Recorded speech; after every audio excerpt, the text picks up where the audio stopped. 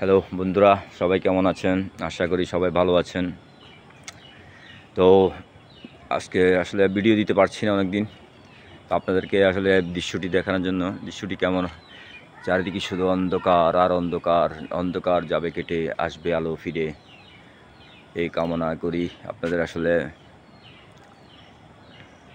এই দৃশ্যটি দেখানোর জন্য চলে আসলাম।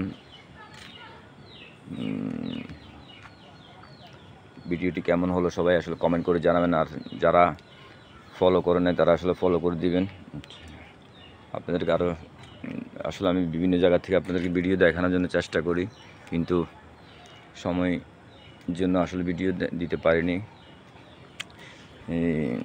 তো সবাই ভালোবাসা দিলে ভালোবাসা পাওয়া যায়।